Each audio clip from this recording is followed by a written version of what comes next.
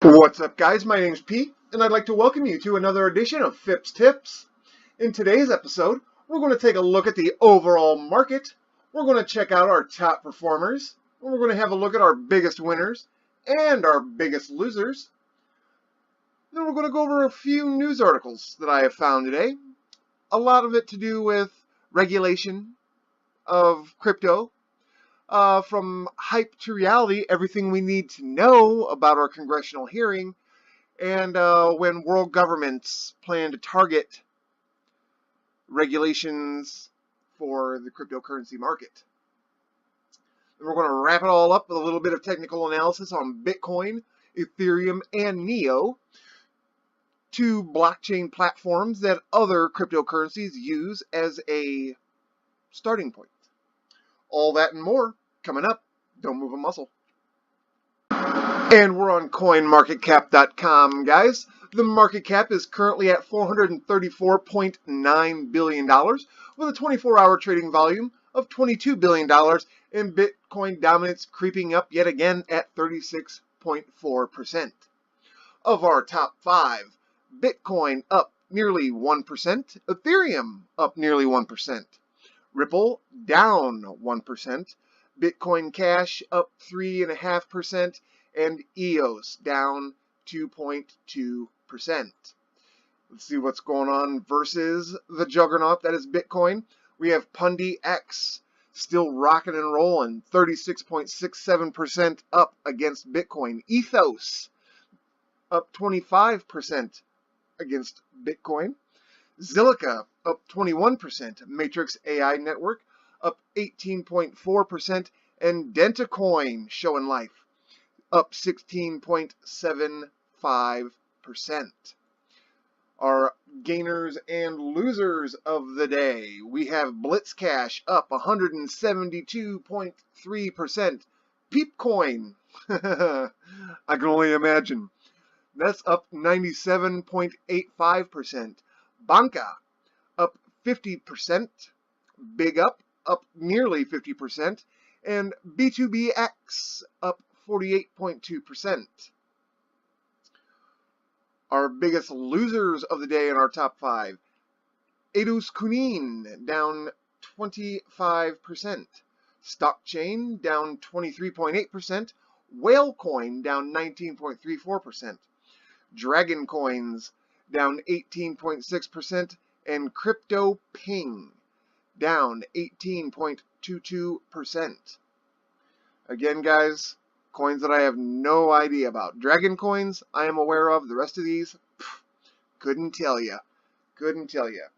So do your homework before you decide to jump in or out of any of these. And now, guys, we're going to move on to our news article. Our first one of the day, From Hype to Reality, Everything We Need to Know About Bitcoin and Cryptocurrency Blockchain Hearing. Stay right there. From Hype to Reality, Everything You Need to Know About the Congress Blockchain Hearing. U.S. House Subcommittees on Oversight and on Research and Technology gathered yesterday to hold a joint hearing tellingly titled Leveraging Blockchain Technology to Improve Supply Chain Management and Combat Counterfeit Goods. That is a mouthful. Chairman Ralph Abram of Louisiana opened the meeting with a statement that highlighted the Ledger technology's potential applications for shipping, logistics, and customs, where it can serve as a force for good for both private and public sectors. Congressman Abram also stressed the state officials' commitment to leveraging private businesses' experience with blockchain to improve the efficiency of government in these particular domains. The lineup of witnesses who appeared on the floor on Tuesday was quite consistent with the proclaimed private sector focus. 3 out of the 4 speakers represented commercial entities. Robert Schiavello, I'm hoping I pronounced that right, an IPR counsel, spoke on behalf of baby goods company Love & Care. Michael White is the head of global trade digitalization at the world's largest container shipper, Maersk, and Chris Rubio is vice president for global customs brokerage at UPS. The only witness representing the federal government was Dr. Douglas Moffin, I hope I pronounced that correctly, Cybersecurity Division Director for the DHS Science and Technology Directorate. Now, we'll get into the testimonies. The Department of Homeland Security is active in developing and testing blockchain-based approaches. Dr. Moffin was the first to testify. He began with a mandatory yet well-informed nod to blockchain's capacity to enhance the speed and quality of transactions by making them more transparent, auditable, and automated.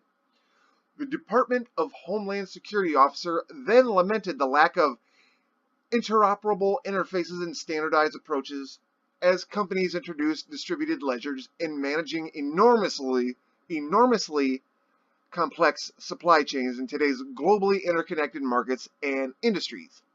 He then reassured House representatives that his unit is active in developing and testing blockchain-based approaches to supply chain management that are geared towards standardization and incorporate often open specifications. He also mentioned a number of other uses of distributed ledger technology, DLT for short, that agencies across the Department of Homeland Security are looking to incorporate into their day-to-day operations. In particular, Moffin described a blockchain solution for the U.S. Customs and Border Protection Agency, which ensures that authenticity of security camera footage. In conclusion, Moffin made the point that blockchains are rapidly moving from hype to reality. The Love and Care international shipping lacks blockchain for real. It was Bob Schiavelio's turn to tell about his company's struggle with unfair competition from overseas. His account was apparently meant to illustrate some of the problematic real-life consequences of relying on inefficient and insufficiently transparent supply chains where it comes to retail. He explained that with the advent of loosely regulated digital commerce and direct international shipping of goods through open borders, it became possible for some foreign businesses to exploit Love and Care's brand to market their own baby products of inferior quality online. Back in the day, when goods from overseas were coming in container loads, it wasn't that big of a problem. Spotted counterfeit products at a customs choke point could deter the bulk of them from making the way into the U.S. to consumers.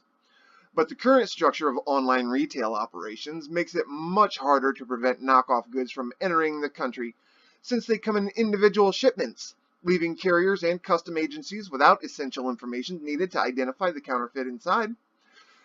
This not only affects Love and Care's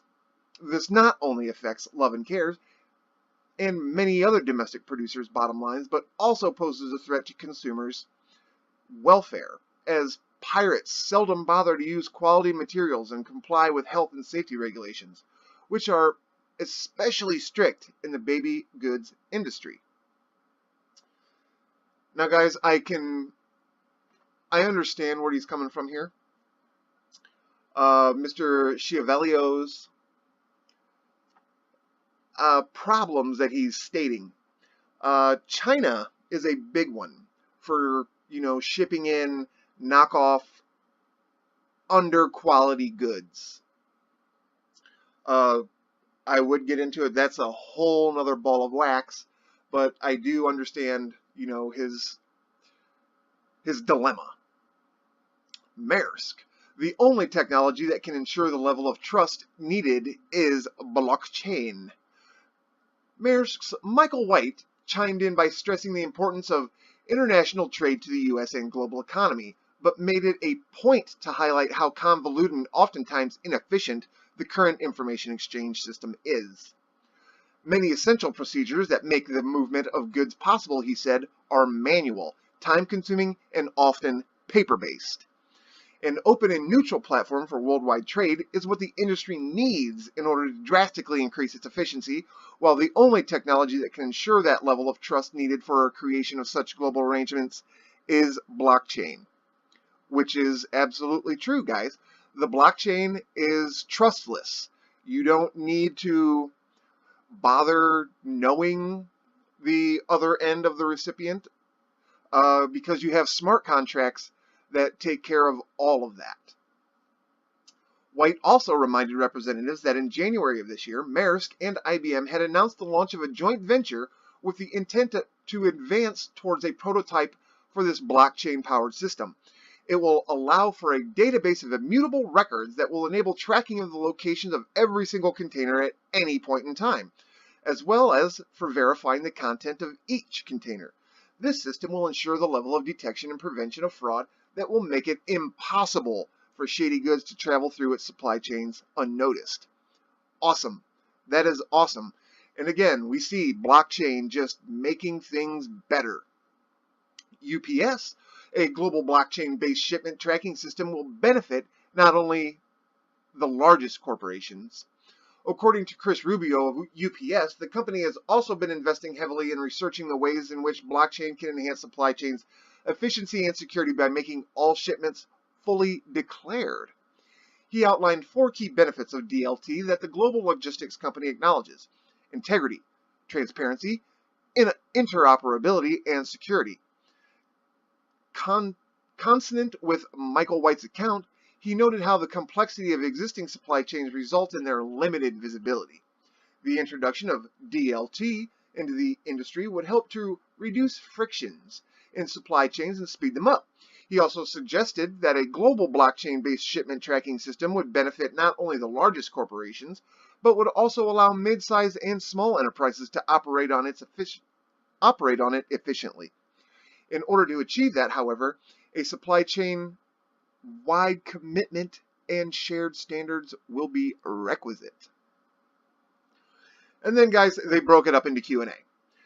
As happens with any congressional hearing on a cutting-edge technology-related topic with which the majority of legislators lack intimacy, the quality of questions directed at witnesses vary greatly. For instance, several representatives repeatedly inquired how the blockchain-enhanced supply chains would protect particular categories of goods from fraudulent activities, only to hear reiterations of the same general principles by mildly perplexed experts. Overall, questions related to supply chain improvement added little to what had already been revealed in testimonies, yet some of the questions came across as well-informed, and others elucidated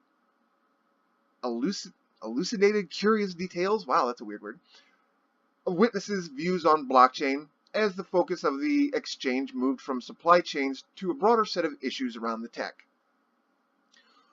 Quantum threat. Representatives Bonamici and Representative Beyer inquired whether the developing technology of quantum computing could at some point prove capable of breaking the blockchain and making it irrelevant. Dr. Moffin of DHS did not deny that such a concern exists. However, he reassured the legislators that while applied quantum computing is 15 to 20 years out, blockchain is already here and has to be acknowledged as a reality. In cooperation with standards and organizations, Congressman Randy Holtgren was interested in the scope of cooperation between the witnesses, organizations, and entities developed shared standards and specifications for both blockchain and other internet-based industries. According to Rubio and White, both UPS and Maersk are involved with Blockchain in Transport Alliance, BY-TA. Moffin added that the Department of Homeland Security cooperates with the World Wide Web Consortium and the OASIS organization in its work on open specifications for blockchain-powered systems. DHS is also discussing a joint initiatives with the National Institute of Standards and Technology, or NIST. Now, one of the main concerns, guys, with blockchain and cryptocurrency is the energy concerns. And Congressman McNary of California was interested in energy implications of using blockchain at scale to power the global shipping industries. The experts seem to have been caught off guard as Dr. Moffin admitted that the large corporations will likely have their own computational infrastructure, while others will be able to outsource this function to miners. And digital records versus real-life events. Chairman Abram raised the question of discrepancy between a digital record of the event or object that is stored on a blockchain and its physical manifestation. Experts agreed that these two are distinct, and it should be noted that the primary use of distributed ledgers in supply chain management is to store digitized documents. However, there are potential ways of bringing records and tangible facts closer together. For instance, Chris Rubio of UPS described the potential use of X-rays to look inside containers, followed by automatic verification of goods found inside against blockchain-stored records. Voting doesn't need blockchain. Several representatives were interested in the limits of DLT's applicability. The most compelling answer was that of Dr. Moffin and of DHS, he suggested the blockchain is relevant in systems characterized by multi-party cooperation, while individual organizations will likely not find it useful in their operations. When Congressman Bayer inquired whether Dr. Muffman regarded voting as one of the spheres where the technology is applicable, he responded that he, in fact, did not. The reason is that when a person is voting, they only want to share their vote with a single local election authority, and therefore the multi-party principle is not applicable. Now, guys, this is a lot of info to take in, but for the most part, it seems like, people are really trying to get the blockchain tech into every aspect that they possibly can. They see that blockchain technology is far superior than, the current shipping standards that we've got going right now. And, a lot of people thought, way back in early 2018, late 2017, that this is where blockchain would first find its home, is in logistics. And as you can see from this article, that is exactly what's happening. Logistics being like the first, to, I guess, incorporate blockchain into their business model. And that's great, guys. That is absolutely great. Once they've been implemented in this sort of business, I mean, there any business that needs this sort of application, blockchain is there to help them out. I find that to be fascinating. That this one tech is it's blowing people's minds, and it's turning everything that we've thought and hoped for into like a reality. That's just my thought on it. What do you guys think? Do you think that blockchain is going to, change our way of life, make it a little bit easier for everybody? I believe so. I honestly do. Drop me a comment down in the comment section, guys. Let me know what you think. And we're going to move on to our next segment. World governments target summer of 2018 to regulate crypto. The mere mention of government regulation strikes fear into the hearts of crypto community firms. Rumblings emerge from the financial sector typically call for a ban on digital currencies. Fortunately, some of the threats were laid to rest during the meeting between global watchdogs in Buenos Aires. Acting chairman of the Financial Stability Board, Mark Carney, declared that crypto assets do not pose a risk to the stability of financial markets. And in fact, he claimed that the crypto assets make up 0.01% of the financial markets. However, there is a continued concern that extreme price fluctuations and anonymity issues encourage money laundering. The number one concern is that digital currencies are being used to hide funds garnered by illicit activity. And guys, this excuse is being just used over and over and over and over, and really it's getting to be downright annoying. I mean, money gets laundered every single day. Every single day. And the use of crypto to launder money is minute compared to the other ways that it's being done. This is just another way for Big Brother to try to put fear into people when it comes to something new, like a new technology. With central banks persistently arguing cryptocurrencies lack institutional governance, fintechs should expect regulatory bodies to deliver a response later this year. Regulators want the Financial Action Task Force to advance global implementation. There has been a lot of talk about government regulations this year, but very little action. Anonymity is the only concern that has been addressed. Cryptocurrency exchanges and platforms are obligated to report suspicious activity and request user ID. However, to date, there are a few countries that have coherent direction on crypto. Government officials and financial experts have said that more regulations are needed to prevent illegal activities and prevent investors against a lack of security in the crypto space. I believe that to be absolutely the truth, though, guys. And to actually legitimize crypto, there needs to be a set of rules. And not rules that are going to put a stranglehold onto cryptocurrency. It needs to be something that is carefully thought and implemented. Not like this next paragraph here. China has taken a hardline stance and banned the buying and selling of cryptocurrencies. Although the People's Republic is expected to soften its view, the Chinese government has frozen bank accounts associated with exchanges and shut down Bitcoin miners. That, in my opinion, is extreme. And then we've got this jerk. The U.S. Treasury Deputy Director Sigal Mandelker applauded the sentiments of China, which caused a concern for fintech in the United States and further afield. Europe is getting mixed messages. Whilst most authorities are calling for regulations, Chairman of the European Banking Authority, Andrea Enria, said it would be more effective to prohibit banks and other financial institutions from holding or selling crypto. Traders that are concerned about the rules that will be imposed only need to look at Japan. The Asian country is a stronghold for cryptocurrency and the first country to implement a solid legal position around digital currency. In 2016, the Japanese government passed a law that required cryptocurrency exchanges to register with the Financial Security Agency. Firms that fail to comply with legislation are issued with suspension notices. The laws have also prompted exchanges to set up a self-regulatory body. It seems inevitable that regulatory bodies will stamp their authority on the cryptocurrency scene. To make sure your company meets with compliance directives, contact ICLG for legal guidelines. Otherwise, you may be at risk of a suspension or worse. You could be shut down.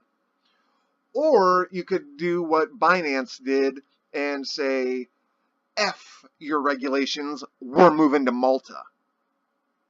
Which, is a possibility. I believe there is actually another exchange that has moved to Malta as well. I can't remember if it's like Huobi or KuCoin, but it's another lesser known exchange has moved to Malta, where they claim that they open crypto and the blockchain tech with open arms.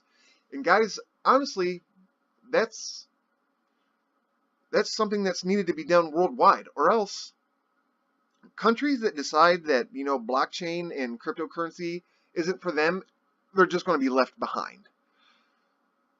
This technology is here to stay, whether they like it or not.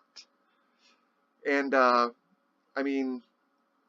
it's just like anything else. You either adapt or you die. That's just the way the world works nowadays, guys. And it's just the way that the world worked forever. So, I really think, and I really hope that, the U.S., myself being a U.S. citizen, that they look at crypto and the blockchain with, an optimism. And they don't want to just kill it, because that would be a tragedy. Well, let me know what you guys think. When it comes to regulation, what kind of regulation do you think that crypto needs to move forward and, be a legitimate thing? I think there needs to be some ground rules set. I think there needs to be a way for people to, ID like ICOs that are inherently just out to take your money, that have no real plan. And once we start seeing regulation like that, guys, I think that's when, good things are coming. But let me know what you're thinking down in the comment section, guys. We're going to move on to our TA now. And here we are, guys, on the Bitcoin versus US dollar day scale using the Bitfinex exchange information. And if you recall from yesterday's video, guys, when I was talking all doom and gloom about Bitcoin showing 3 red candles today we see a green doji, which is, so far is a good sign. This is a signal for a reversal in trend. So what we could be seeing for over the next couple of days is a shot up into the 10K range. We can only hope. From here, what we can see is that we've re-entered the channel again, guys. Like if we put our trend line, we'll start, say, right here and touch the bottom of that wick, like so. And we take our tool and we can draw back from these trend line, or these candles here. We'll draw back to about right there. And then we'll just draw this one forward. And there we go. Our upward channel again. And you can see that we're trending right along with it again, guys, which is a great sign. What we could eventually see is a punch through that 10K, either maybe tomorrow or at least over the weekend. We're going to draw a little box area to signify where we need to get through. Right here, and we'll go this way with it, just like that. Oh, nope, just like that. And again, this signifies the area of resistance that we've been talking about over the last week or so. That this is a key area. Psychologically, it is a key area, and like with lots of resistance and lots of price action, it is, and it's a really hard area for us to get through, guys. But if and when we do punch through, that should, in my opinion, guys, give us the momentum to crack this 11, 12K range and just continue up. Now, that's all under the assumption that this green doji actually does signal the reversal and gives us the reversal that we're hoping for.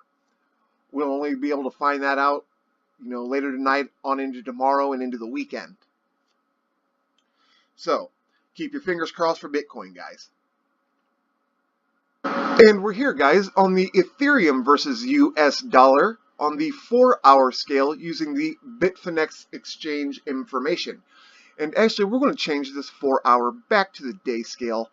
Give us a little bit better of a picture of what's going on right now. You can see right now that Ethereum, since about the 7th of April, has had an incredible run. Look at that. All those sweet green candles. Now we're seeing just a little bit of a retracement. If we were to break out our Elliott Wave Impulse tool, and what Elliott Wave is, guys, it's another tool that we can use to technically analyze what we think the market will do. And this is actually a more fragile of the tools that we use, because Elliott waves can actually be broken. But I'll actually do a dedicated video one of these days coming soon to actually explain Elliott wave a little more thoroughly. But right now, guys, what we want to see is Elliott wave, like the first impulse wave is always 5 waves. It's 3 impulse waves and 2 corrective waves. Now, what we could take away from this right now is that either Ethereum is on wave 1, or it's on wave 2, about to head into wave 3, or it's on wave 4 heading into wave 5.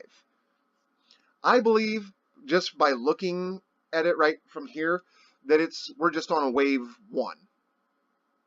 And I'll show you what I'm talking about. We'll start at the lowest, and then from the run, we'll go here, up to this highest high that it's made recently, and that is the first impulse wave. Now, what we want to do is take it down to our low that we're currently at, right there, and that's our wave 2. Now we'll be starting, if this wave count is correct, we'll be starting our third Elliott wave. And what Elliott wave states is that the third wave of Elliott wave structures are never the shortest, and oftentimes they are the longest. So we can see that the first wave was very, very big. And we can't really consider Ethereum making an all-time high on its third wave. I just don't see that happening. So what I feel is like we'll have a shorter fifth wave just to make sure that our Elliott waves don't fail. So there's our third wave. Our fourth wave would possibly go here to this area of resistance before bouncing up into this range. And that should satisfy our Elliott wave. So let me show you here, guys. Impulse wave 1, corrective wave 2. Impulse wave 3, corrective wave 4, impulse wave 5. And that is the first half of a complete Elliott wave cycle. The second half of it would be an ABC correction. And that would be, it would start at the peak of wave 5, and then we would have 3 waves, 2 corrective and 1 trending. So this would be wave A, and our corrective wave would be wave B, or our, I'm sorry, not our corrective wave, our trending wave would be wave B, and then on into wave C, like so. And that is a full Elliott wave cycle right there, guys. So this is just an idea of what we could be seeing next. I'm not really sure. I'm not the greatest with Elliott wave theory yet. I'm still studying it extensively. But this is, from what I see, this looks good. But, you know, I'm still a new analyst. So, you know, that could be an incorrect count. So, you know, this right here, guys, just something to look into, just something to think about with Ethereum. And what Ethereum is, guys, before I go on into Neo, Ethereum is a platform created to host other currencies. Like other currencies can build on top of the Ethereum platform. And the same goes for this next coin that we're going to discuss, Neo. Here we are on Neo versus US dollar on the 4-hour chart using the Bitfinex exchange information. And again, we're going to go to the day scale just to get a more clear picture of what's going on. And as you can see here as well, guys, Neo also had a really good run up.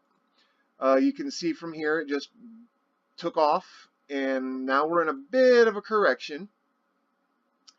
And again, it kind of looks like the way what we just saw with Ethereum is this could be just a wave 1 structure. We start here at the bottom and go here up to this top, and then to that bottom right there, and then from here, guys, you know, sky's the limit. Again, I don't know if we'll see a new all-time high out of this wave structure, out of this Elliott wave, or even if this does constitute as an Elliott wave. But we could see something like this, you know, transpire. And then we'll want to see our ABC correction as well. We'll start at the top of the 5th wave and bring it down, A, B, C, like so. Now, these are just rough guesses. I mean, I didn't even try to get into any resistance and support lines on the corrective wave, or, you know, between 3, 4, and 5. I'm just trying to show you guys exactly what Elliott wave looks like and how it works. But for Neo's the exact same. Well, I shouldn't say it's the exact same. It is another platform that is used so other cryptocurrencies can build on top of it and use its protocol. And again, guys, like, this is what we want to hope for. We want to see this bullish sort of uptrend, just up, up, up, with minor corrections on the way, because we never want to just shoot straight up into the air. Never ever do we want to see that, because then we see things like this, or just huge sell spikes, just enormous. We want to see slow, well, not slow, but we want to see steady growth and parabolically curving, not just a straight up shot. And guys, that's going to do it for the video today. If you're still with me after all this time, hit that subscribe button, as I try to post a video every single day, Monday through Friday. If you learned anything new today, hit that like button, share it with a friend. And as always, guys, this is never to be taken as financial advice. I always have to state that in every single video. But thank you for watching, and I'll see you in the next one. Peace.